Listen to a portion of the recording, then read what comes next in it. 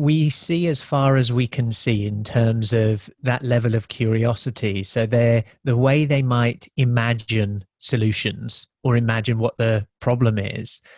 I like the piece of the 5 whys. You know, one of the best questions in the world, right? Why?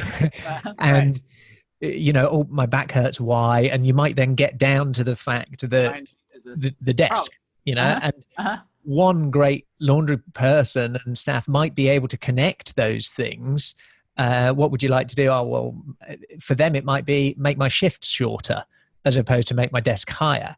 And I guess curiosity is involved in 2 parts of it, is that it's involved in both what you're trying to solve and why you're trying to solve it, together with then the how of those things. And another part that I think is quite interesting with the work that we do that might supplement some of these things is around resilience and unlearning.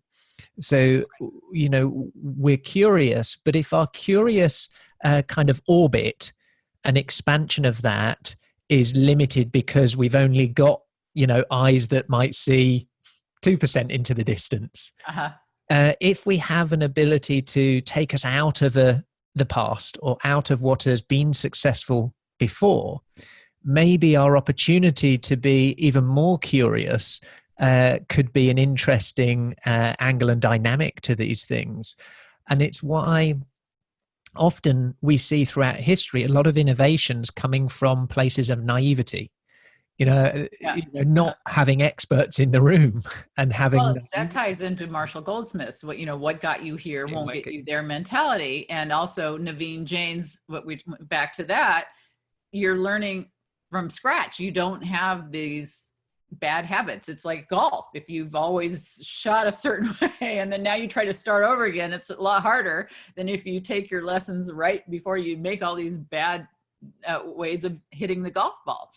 But all of us have a certain foundation that we sometimes have to be able to unlearn and relearn. And we have to recognize that if you don't follow these changes and ask questions and explore, you're going to end up Blockbuster, you're going to end up Kodak, you're going to end up all these companies that have so many issues. I really like that Ben and Jerry's, what they do.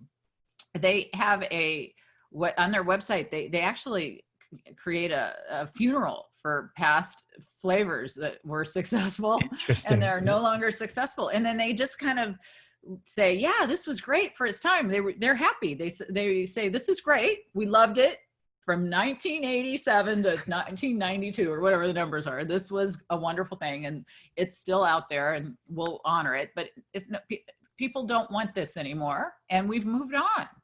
And I think some of these ideas we have, sometimes we need to put a little funeral together.